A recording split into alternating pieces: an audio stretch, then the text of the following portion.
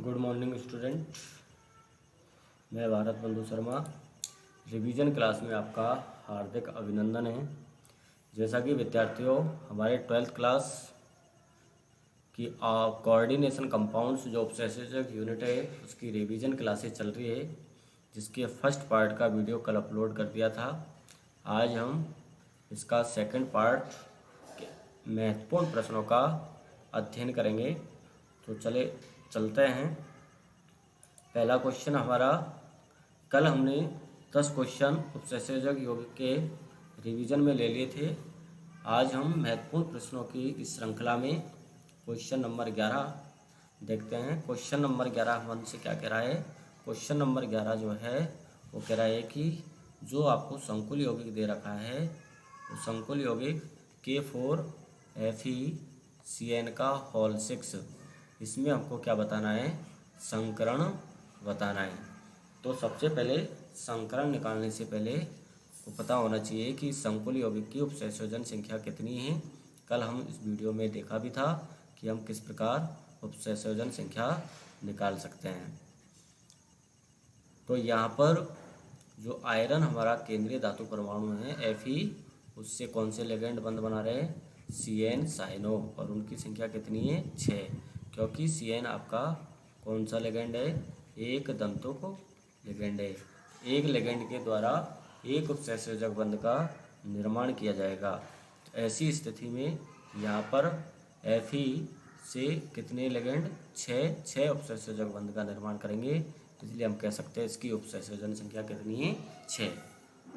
जब भी किसी संकुल यौगिक की उपसंयोजन संख्या का मान 6 होता है, तो यदि हम उसकी ज्यामिति की बात करें, संरचना की बात करें, तो उसकी ज्यामिति अष्टफलकीय होती है। कैसी होती है? अष्टफलकीय। आपको बिल्कुल याद रखना है, उपसंयोजन संख्या 6 में संकुल की जो संरचना होती है वो कैसी होती है? अष्टफलकीय। और यदि उपसंयोजन संख्या का मान 4 हो, कितना हो? 4, उपसंयोजन संख्या का मान 4 हो, तो ज्यामिति आपकी चतुष्फलकीय भी हो सकती है। कौन सी हो सकती है? चतुष्फलकीय भी हो सकती है, और वर्ग समतलीय भी हो सकती है। अब यहाँ पर चूंकि हमको उपसंयोजन संख्या कितनी प्राप्त हुई है? 6, तो अगर इसकी संरचना पूछी जाती है तो हम कह देते हैं इसकी संरचना कैसी है? अष्टफलकीय। लेकिन यहाँ पर हमसे पूछा गया है संकरण, तो अष्टफलकीय में 2 प्रकार का संकरण होता है, D2sp3 संकरण, और दूसरे प्रकार का संकरण होता है sp3D2। तो अब ये तो हमारा कन्फर्म हो गया कि यहाँ पर उपसंयोजन संख्या 6 होने के कारण या तो D2sp3 संकरण होगा या sp3D2 संकरण होगा। तो ऑप्शन नंबर फर्स्ट क्या कह रहा है कि इसमें sp2 संकरण है, तो sp2 संकरण तो हो ही नहीं सकता। दूसरा D2sp3 संकरण है, मतलब D2sp3 संकरण हो सकता है, लेकिन यदि मान लीजिए sp3D2 हो तो वो भी हो सकता है। तो तीसरे ऑप्शन में हमको दे रखा है D3sp2 संकरण, तो ये संकरण भी यहाँ पर संभव नहीं है। और चौथा DsP2 संकरण, इसका मतलब ये तो तब होता है जब कोऑर्डिनेशन नंबर 4 होता है। तो अब हमारे पास केवल ऑप्शन कौन सा बच गया? D2sp3। तो इस प्रश्न में हमारा राइट आंसर हो जाएगा ऑप्शन नंबर 2। लेकिन यदि इसी ऑप्शन में आपको sp3D2 और दे दिया होता तो फिर हमको संकरण ज्ञात करना पड़ता। तो अब हम यहाँ पर देख लेते हैं कि हम संकरण कैसे निकाल सकते हैं। तो देखिए, सबसे पहले संकुल जो है उसमें केंद्रीय धातु परमाणु का ऑक्सीकरण नंबर हमको ज्ञात करना है। देखो, सीधे हम कोऑर्डिनेशन नंबर से संकरण का पता तो लगा सकते हैं, लेकिन यहाँ पर अगर दोनों ऑप्शन दिए होते तो फिर हमको ये पता ज्ञात करना होता कि D2sp3 होगा या sp3D2। तो ऐसी स्थिति में हमको संकरण ज्ञात करना होता है। और यहाँ पर जब हम संकरण ज्ञात करेंगे तो पहले केंद्रीय धातु परमाणु का क्या ज्ञात करेंगे? ऑक्सीकरण अंक। अब यहाँ पर ऑक्सीकरण अंक कल आपको बता भी दिए थे कि 4 पोटेशियम का होता है +1, तो 4 का कितना हो गया? 4 पोटेशियम का हो गया 4 प्लस Fe का निकालना है तो इसको मान लिया x, Cn पर कितना होता है -1 4, तो 6n पर कितना हो जाएगा -6 बराबर 0। तो x बराबर क्या कर देंगे हम, 6 इधर जाएगा प्लस का 4 इधर जाएगा -4, तो x की वैल्यू आ जाएगी आपको +2। तो यहाँ पर Fe का ऑक्सीकरण हमको प्राप्त हो गया +2। अब चूँकि Fe इसका एटॉमिक नंबर कितना होता है 26 होता है, और जब हम इसका इलेक्ट्रॉनिक विन्यास लिखते हैं तो आर्गन 3d6 और 4s2, लेकिन को पता है Fe की ऑक्सीकरण अवस्था कितनी है +2। +2 का मतलब इस S में से ये 2 इलेक्ट्रॉन कम हो जाएंगे, तो ऐसी स्थिति में इलेक्ट्रॉनिक विन्यास प्राप्त हो जाएगा आर्गन, फिर 3d6 और 4s0, और 4s के बाद कौन सी आती है 4p, वो भी क्या हो गई हमारी 0 हो गई। इसका मतलब डी में हमारे पास कितने इलेक्ट्रॉन हैं, डी में हमारे पास कितने इलेक्ट्रॉन हैं भैया, डी में हमारे पास 6 इलेक्ट्रॉन हैं, 1 2 3 4 5 और 6। अब यहाँ पर यदि हम लिगेंड देखें तो लिगेंड कौन है हमारे पास साइनो, और ये कैसा लिगेंड होता है प्रबल लिगेंड है। और जब भी प्रबल लिगेंड होता है तो प्रबल लिगेंड होने पर द्वितीयक कोश में इलेक्ट्रॉनों का क्या हो जाता है भैया युग्मन हो जाता है। तो हम क्या कर देंगे इलेक्ट्रॉनों का यहाँ पर युग्मन कर देंगे। तो जब इलेक्ट्रॉनों का यहाँ पर युग्मन होगा तो प्रत्येक ऑर्बिटल में कितने कितने इलेक्ट्रॉन हो जाएंगे 2 2। तो 2 2 इलेक्ट्रॉन करने पर हमको 2 वैकेंट डी ऑर्बिटल प्राप्त हो जाएगी। एक कौन सी हो जाएगी S, और 3 हमारे पास कौन सी प्राप्त हो गई P। तो इन 6 रिक्त डी कक्षकों के साथ डी जो कक्षक है हमारी 2 तो डी की है, एक S की है और 3 किसकी है P की, इनके साथ हमारे लिगेंड उपसहसंयोजक बंध का निर्माण कर लेंगे। अतः हम कह सकते हैं कि इस संकुल यौगिक में कौन सा संकरण है D2sp3 संकरण है। कौन सा है D2sp3। आंतरिक n-1d कक्षक यहाँ पर भाग ले रही है, और n-1d कक्षक भाग लेने के कारण संकरण कौन सा आ रहा है हमारा D2sp3 आ रहा है। और जब n-1d कक्षक भाग लेती है तो संकुल कौन सा बनता है। यदि आपसे पूछ ले कि ये किस प्रकार का संकुल यौगिक है तो ये हो जाएगा हमारा निम्न चक्रण संकुल यौगिक। कौन सा संकुल यौगिक हो जाएगा निम्न चक्रण। यदि n-1d के स्थान पर nd कक्षक होती तो फिर संकुल कौन सा कहलाता, फिर संकुल कहलाता उच्च चक्रण। फिर हम बात करते हैं अयुग्मित इलेक्ट्रॉनों की। तो अयुग्मित इलेक्ट्रॉन की संख्या इसमें क्या आ रही है 0। अयुग्मित इलेक्ट्रॉन की संख्या 0 आने के कारण चुंबकीय आघूर्ण का मान भी क्या होगा हमारा 0 होगा। चुंबकीय आघूर्ण का मान 0 होने के कारण यह संकुल यौगिक प्रति चुंबकीय प्रकृति का होगा। तो अगर आपसे देखो अब काफ़ी सारे क्वेश्चंस बन सकते हैं इसमें। और देखो अयुग्मित इलेक्ट्रॉन अनुपस्थित है इसलिए कैसा होगा ये रंगहीन भी होगा। तो देखो एक इससे कौन कौन से प्रश्न तैयार हो गए। नंबर 1 बात, इसमें उपसंयोजन संख्या पूछी जा सकती है, उपसंयोजन संख्या हमने निकाल ली। इसमें ऑक्सीकरण अंक आपसे पूछा जा सकता है तो हमने ऑक्सीकरण अंक भी यहाँ पर ज्ञात कर लिया। इसका नाम अगर पूछा जाए तो नाम भी हम लिख सकते हैं ना। नाम क्या हो जाएगा के को क्या लिखेंगे पोटेशियम। तो पोटेशियम। फिर कितने लिगेंड है हमारे पास 6, तो हेक्सा। फिर लिगेंड का नाम लिखेंगे साइनो, और आगे धनात्मक प्रत्यायन है इसलिए धातु के नाम में क्या जुड़ेगा 8, तो क्या लिखा जाएगा फेरेट। क्या लिखेंगे इसको फेरेट। फिर कोष्टक में इसका ऑक्सीकरण अंक लिखेंगे। ऑक्सीकरण अंक कितना आ रहा है 2, तो सेकेंड। तो देखो आईपीसी नाम अगर आपसे पूछे तो इसका आईपीसी नाम हो जाएगा potassium hexa cyano ferrate second. ये तीसरा क्वेश्चन हो गया। अगर आपसे संकरण पूछ रहा है तो हम संकरण बता सकते हैं। अगर आपसे कहे कि निम्न चक्रण संकुल यौगिक होता है क्यों, तो क्योंकि इसमें n-1d कक्षक भाग ले रही है। यह प्रतिचुंबकीय प्रकृति का होगा कि अनुचुंबकीय का, तो कौन सा होगा, प्रतिचुंबकीय प्रकृति का। क्यों होगा, क्योंकि अयुग्मित इलेक्ट्रॉनों की संख्या क्या प्राप्त हो रही है हमको 0, जिससे चुंबकीय आघूर्ण का मान भी 0 प्राप्त होगा और यह रंगहीन प्रकृति का होगा। ओके, अब हम चलते अगले क्वेश्चन की ओर। यदि आपने इस चैनल पर नए जुड़े हुए हो तो इस चैनल को सब्सक्राइब करना न भूलें और लाइक और कमेंट ज़रूर करें, जिससे मैं लगभग प्रत्येक यूनिट के इसी प्रकार के महत्वपूर्ण प्रश्न आपके सामने ला सकूं।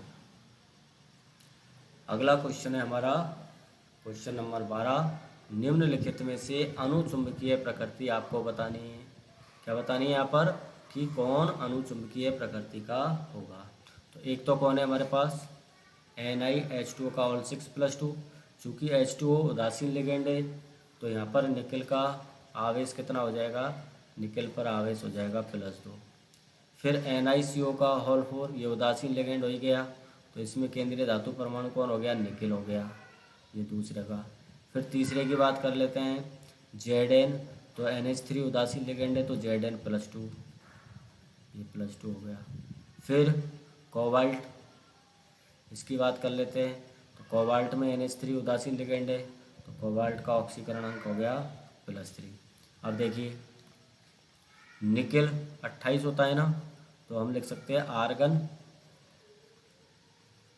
3d8 और 4s2, और +2 में इसका विन्यास क्या हो जाएगा, आर्गन 3d8, और जिंक का क्या हो जाएगा, आर्गन 3d10 विन्यास हो जाएगा।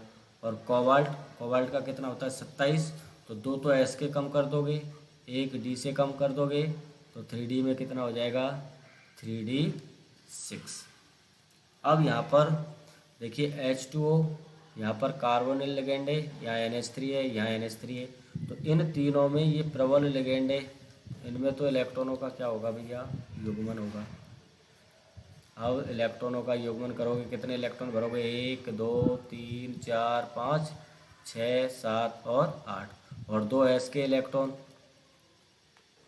फिर आपका जिंक में भी NH3 क्या है, प्रबल लिगेंड है, तो ये 10 इलेक्ट्रॉन पूर्ण रूप से भरे हुए हैं, है ना, तो कोई अयुग्मित इलेक्ट्रॉन नहीं है। और CO+3, इसमें प्रबल लिगेंड है और लिगेंडों की संख्या कितनी है, 6।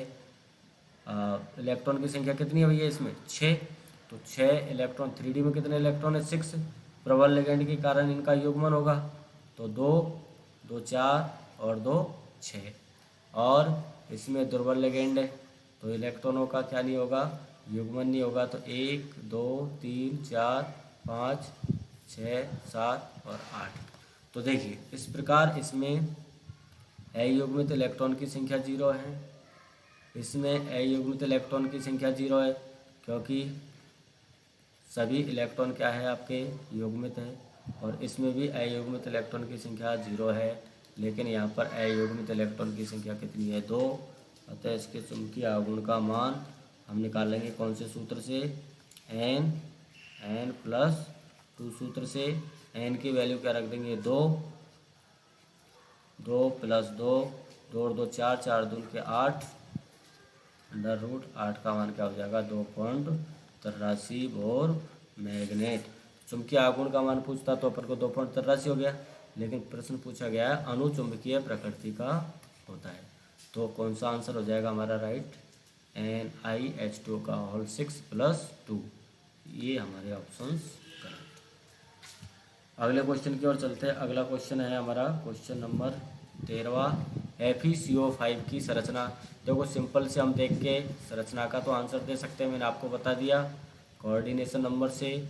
इसमें 5 कार्बोनिल लिगेंड एक दंतु जुड़े हुए हैं, तो उपसंयोजन संख्या का मान कितना होगा, 5, और जब भी उपसंयोजन संख्या का मान 5 होता है तो संरचना कौन सी होती है, त्रिकोणीय द्विपिरामिड होती है। ये आपके क्या लिखा हुआ है, द्विपिरामिड।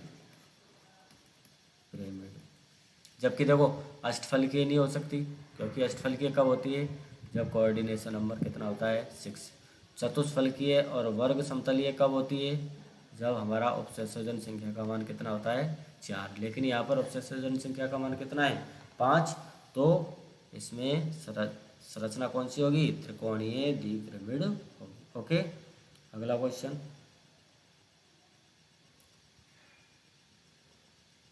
Question number 14। 14वां प्रश्न है FeH2O का ऑल5 NOSO4 में हमको क्या करना है? Fe का ऑक्सीकरण अंक निकालना है। तो Fe का ऑक्सीकरण अंक निकालोगे, देखो Fe को तो मान लिया हमने X, ये आपका उदासीन लिगेंड है तो ये 0 हो गया, प्लस NO पर हो गया आपका 1 नाइट्रोसोनियम, इसका हो गया क्या हो गया? Okay question, 1 minute. यस, आपका कितना हो गया? 1 हो गया, प्लस SO4 पर कितना होता है? -2 बराबर 0। तो x बराबर माइनस के 2 गए, प्लस के 2, प्लस का 1 इधर गया, माइनस का 1, तो x बराबर कितना आ गया? +1। इसका मतलब ऑप्शन नंबर हमारा पहला सही होगा। अगला, निम्न में से कौन संकुल आयन प्रकाशिक समयावता प्रदर्शित नहीं करता है? तो देखिए, प्रकाशिक समयावता की एक शर्त होती है कि प्रकाशिक समयावता केवल विपक्ष रूप ही प्रदर्शित करता है, समपक्ष रूप नहीं। तो यहाँ पर पूछा है कि कौन नहीं प्रदर्शित करता है, इसका मतलब पहला वाला करता है, तीसरा कर देगा, और चौथा, लेकिन आपका दूसरा समय भी यहाँ पर प्रकाशिक समयावता प्रदर्शित नहीं करेगा। मतलब प्रकाशिक समयावता में क्या होता है, एक दूसरे के वो दर्पण प्रतिबिंब होते हैं, तो ऐसी स्थिति में विपक्ष रूप ही। अब जैसे मैं इसको आपको यहाँ पे बना के बताता हूँ कि ये CO, अब देखो उपसंयोजन संख्या सब में कितनी है? उपसंयोजन संख्या का मान 6 है, तो कौन सी ज्यामिति होगी? अष्टफलकीय होगी। अब मैं यहाँ पर एक तो इसका समपक्ष रूप बना देता हूँ, और फिर एक बना लेंगे हम कौन सा? विपक्ष। जैसे आपका Cl Cl Cl और NH3 NH3 और NH3, और एक बना लेते हैं हम इसका विपक्ष, और विपक्ष में हो जाएगा आपका CO Cl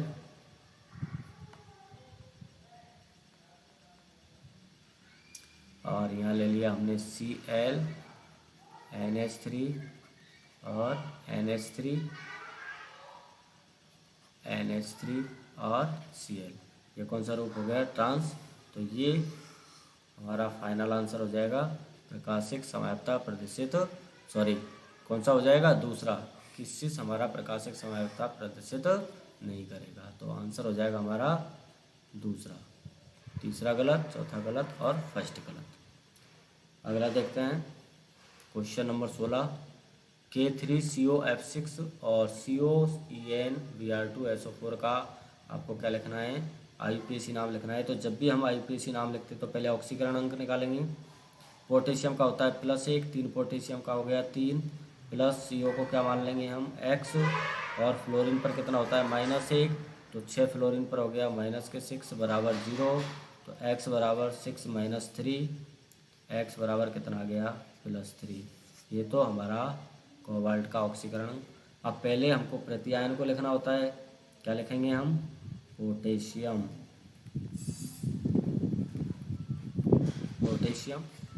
फिर लिगेंड कितने हैं? 6, तो हेक्सा फ्लोरिडो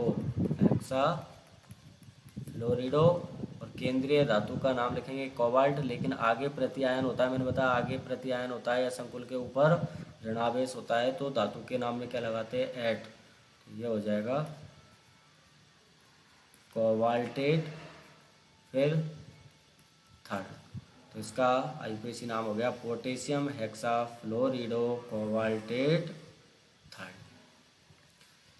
इसका IUPAC नाम देखिए तो कोबाल्ट को हमने X मान लिया, एथिलीन डाइएमीन उदासीन लिगेंड है। ब्रोमीन का कितना होता है? -1, तो 2 ब्रोमीन का कितना हो जाएगा? -2, और फिर आपके पास सल्फेट, सल्फेट का कितना हो जाएगा -2 बराबर 0, तो x बराबर कितना हो जाएगा +4। तो नाम क्या हो जाएगा, देखो एक तो है एथिलीन डाइअमीन और एक है ब्रोमो। तो पहले अंग्रेजी वर्णमाला के अनुसार लिखा जाएगा डाई ब्रोमीडो या ब्रोमो भी लिख सकते हैं। फिर विस, फिर लिखेंगे एथिलीन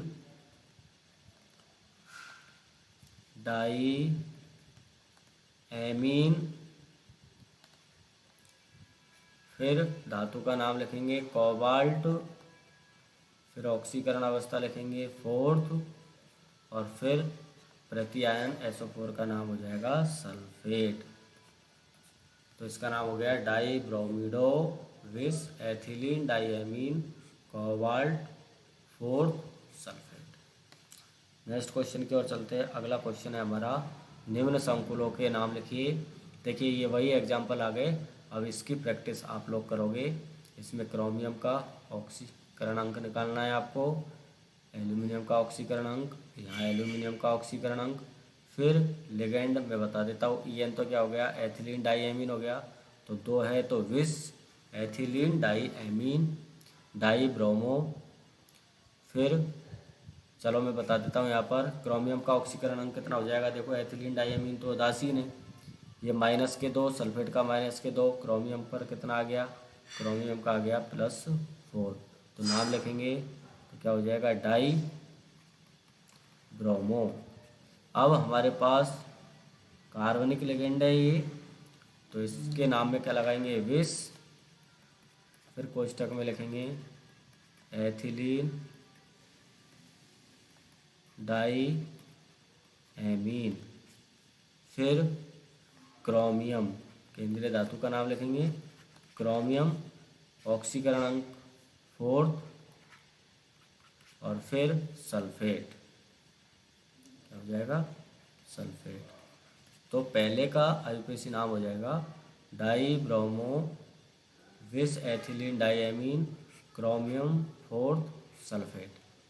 यदि हम इसका देखें तो इसका ऑक्सीकरण अंक कितना हो जाएगा, 3 तो प्लस के हो गए, और ऑक्सीलेटो पे -2 होता है, 3 ऑक्सीलेटो है तो -6 हो गए। इसका मतलब एल्यूमिनियम की ऑक्सीकरण अवस्था कितनी आ गई, +3। तो यहाँ पर के को तो क्या लिखेंगे पोटेशियम, ये लिख दिया हमने पोटेशियम। लिगेंड कितने हैं, 3 हैं, तो हम लिखेंगे ट्राई, लिगेंड का नाम क्या लिखेंगे ऑक्सीलेटो। फिर एल्यूमिनेट, अब एल्यूमिनेट क्यों लिखा, क्योंकि आगे धनात्मक प्रत्यायन आ गया। एल्यूमिनेट ऑक्सीकरण अंक हो जाएगा 3rd, ये दूसरे का नाम क्या हो गया पोटेशियम ट्राई ऑक्सीलेटो एल्यूमिनेट 3rd। इसी प्रकार तीसरे का ऑक्सीकरण अंक वही +3 होगा। Na को क्या लिखेंगे हम सोडियम, सोडियम, फिर ट्राई ऑक्सीलेटो, फिर एल्यूमिनेट, क्योंकि आगे वही धनात्मक प्रत्यायन है, कोष्टक में लिखेंगे 3rd। तो इसका नाम हो जाएगा सोडियम ट्राई ऑक्सीलेटो एल्यूमिनेट 3rd। ये हमारा क्वेश्चन नंबर 17 कंप्लीट हुआ। इसके बाद क्वेश्चन नंबर 18, जो कि आपके RBSC 2013 में भी इसको पूछा गया था कि उभय दंतुक लिगेंड का एक उदाहरण देकर समझाइए।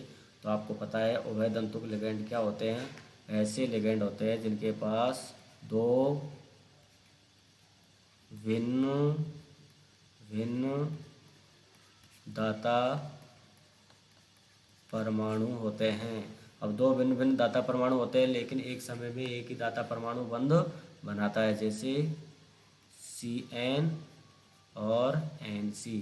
तो यहाँ पर दाता परमाणु कौन है, कार्बन, और यहाँ दाता परमाणु है नाइट्रोजन। तो इसको बोलेंगे साइनो,